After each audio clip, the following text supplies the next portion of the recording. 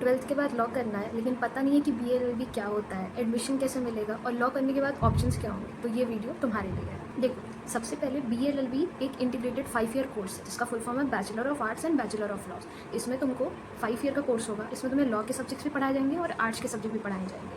Arts के subject में तुम्हारे political science, sociology, philosophy, English, legal English, ये सब आएंगे। और फिर लॉ के सब्जेक्ट स्टार्ट होंगे जिसमें criminal law, family law, contract, सारे लॉ इंक्लूड होंगे। अब ये यूनिवर्सिटी और कॉलेज पर डिपेंड करता है कि तुम्हारे में कौन कौन से सब्जेक्ट्स पढ़ाए जा रहे हैं।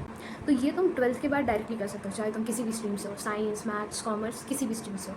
बस तुम्हें ट्वेल्थ में मिनिमम 45-50% तक अच्छे मार्क्स ले आओ और कुछ एंट्रेंस एग्जाम दो, उसके बाद तुम डायरेक्टली लॉ में एडमिशन ले सकते हो। देखो, अब एंट्रेंस एग्जाम की बात करें तो एडमिशन प्रोसेस होता है जिसमें तुम्हें एंट्रेंस एग्जाम देना होता है, लेकिन कई प्राइवेट कॉलेजेस होते हैं जो डायरेक्ट एडमिशन ले लेते हैं। अब जैसे इंजीनियरिंग करनी होती है तो तुम IIT का एग्ज़ाम देते हो, डॉक्टर बनना होता है तो नीट का एग्ज़ाम देते हो। वैसे ही अगर लॉ की फील्ड में आना है तो कुछ रेप्यूटेटेड एग्जाम्स हैं जो तुम्हें देने होते हैं, जिसमें सबसे पहले आता है क्लैट का एग्ज़ाम जो NLUs में जाने के लिए इंपॉर्टेंट होता है। उसके बाद होता है ILET जो दिल्ली नेशनल लॉ यूनिवर्सिटी में जाने के लिए होता है। फिर आता है महाराष्ट्र का एक एग्ज़ाम होता है, फिर CUET होता है। ये सारे एग्जाम्स तुम दे सकते हो। ये सारी लिस्ट तुम रेफर कर सकते हो कि कौन कौन से एग्जाम्स अवेलेबल हैं जो तुम दे सकते हो, जिससे तुम्हें लॉ में एडमिशन मिल जाएगा। अब कई यूनिवर्सिटीज़ ऐसी भी हैं जो अपना एग्ज़ाम अलग से कराती हैं, जैसे कि लखनऊ यूनिवर्सिटी, उसका एग्ज़ाम अलग से होता है। और प्रिपरेशन की बात करें तो हाँ, ये एग्ज़ाम टफ ज़रूर होता है। प्रिपरेशन करनी है तो अपनी प्रिपरेशन तुम ट्वेल्थ से ही स्टार्ट कर दो, ओके। और उसके लिए तुम कोचिंग भी ले सकते हो। क्लैट की कोचिंग्स आती हैं, CUET की कोचिंग्स हो रही हैं, बहुत सारी कोचिंग्स हैं।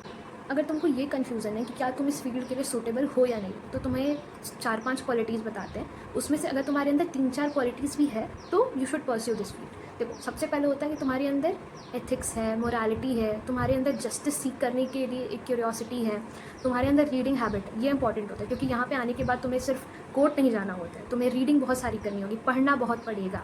ये एक लाइफ टाइम पढ़ने वाला कोर्स है। ऐसा नहीं है कि तुमने 1 साल पढ़ा, 2 साल पढ़ा, उसके बाद पढ़ोगे नहीं, ये एक लाइफ टाइम पढ़ने वाला कोर्स, तो सोच समझ के ही आना। Now why this is law school and not college? क्योंकि ये देखो, तुम जिस फील्ड में आ रहे हो ये ना पर्टिकुलरली सीखने वाली फील्ड है। ऐसा नहीं होता है तुम आते ही एक्सपर्ट बन जाओगे, यहाँ टाइम देना पड़ता है, रोज़ कुछ ना कुछ सीखना पड़ता है। इसीलिए we refer it as law school and not college. Now talking about कि फील्ड में आ तो गए, एडमिशन ले लिए कॉलेज में, लेकिन अब इसके बाद ऑप्शंस क्या क्या है, क्या क्या तुम कर सकते हो। सबसे बेसिक लिटिगेशन कर सकते हो, PCSJ का एग्ज़ाम दे सकते हो, जुडिशरी का एग्ज़ाम जो हर स्टेट अपना अलग अलग कंडक्ट कराता है वो दे सकते हो। वो भी नहीं करना है तो अपना क्लैट PG का एग्ज़ाम दो। टीचिंग की फील्ड में जा सकते हो, और अगर कॉर्पोरेट में जाना है तो वो भी जा सकते हो। एंड तुम्हारे पास सेवरल गवर्नमेंट जॉब्स की फील्ड तो खुली हुई है, UPSC का एग्ज़ाम दो, किसी चीज़ का भी एग्ज़ाम दो, तो तुम उसके लिए एलिजिबल हो ही जाओगे।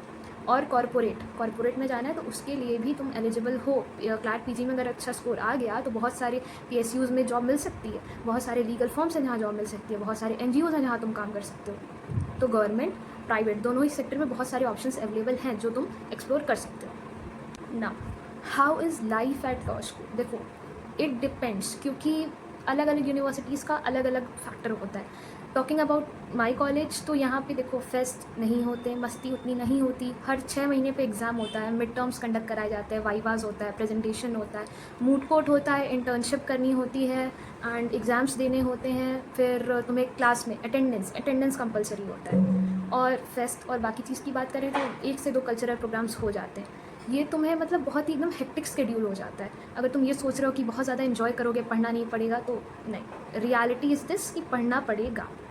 देखो, अब बहुत लोगों को कन्फ्यूज़न होती है कि क्लैट का एग्ज़ाम NLU जाना है या फिर ऐसे कोई स्टेट यूनिवर्सिटी या सेंट्रल यूनिवर्सिटी जाना है। देखो, it again I will say it depends, क्योंकि अगर तुम भाई क्लैट निकल गया तो बहुत अच्छी बात है, तुम टॉप NLUs में जा सकते हो, बहुत ज़्यादा एक्सप्लोर कर सकते हो। बट आई से कि अगर तुम्हारा एम है कि तुम्हें जज बनना है, UPSC निकालनी है या कोई और गवर्नमेंट एग्जाम देना है, तो तुम BHU और AU को कंसीडर कर सकते हो। अब इन दोनों कॉलेजेस में जाने के लिए तुम्हारे पास CUET का ऑप्शन है, CUET का एग्ज़ाम दो, अगर रैंक आ गई, तुम्हारा मिल गया, then you can go to this colleges.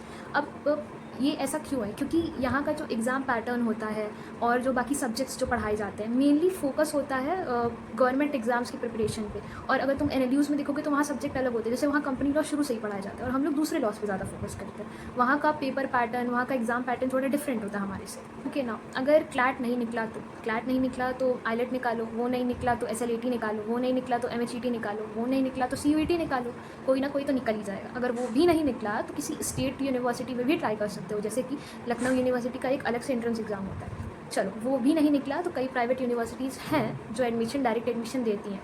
अब वहाँ जाने की दिक्कत ये है कि वहाँ तुम्हें ऐसा एक्सपोजर नहीं मिलेगा जो कि एक मैंडेटरी होता है कि अगर तुम्हें इस फील्ड में सेट होना, अपना कैरियर बनाना है, तो एक सबसे इंपॉर्टेंट चीज़ होती है कनेक्शंस बिल्ड करना और कम्युनिकेशन रखना।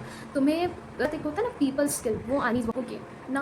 पढ़ाई कैसे होती है, तो बेसिकली होता क्या है कि ये जो 5 ईयर कोर्स होता है इसमें तुम्हें पहले 2 साल नॉर्मल ह्यूमैनिटीज़ के सब्जेक्ट पढ़ाए जाते हैं, जिसमें तुम्हारा political science, philosophy, sociology, English, legal English, ये सारे आते हैं। और एक दो नॉर्मल लॉ के सब्जेक्ट इंट्रोड्यूस कराए जाते हैं, जैसे कि मेरे कॉलेज में LSG और कॉन्ट्रैक्ट फर्स्ट पार्ट, ये दोनों इंट्रोड्यूस कराया गया था फर्स्ट और सेकंड ईयर में। फिर तुम जैसे जैसे आगे बढ़ते हो, थर्ड ईयर में जाते हो, फोर्थ ईयर में जाते हो, तो आर्ट्स के सब्जेक्ट कंप्लीटली खत्म हो जाते हैं और फिर तुम्हारा पूरा का पूरा लॉ का ही सब्जेक्ट रहता है।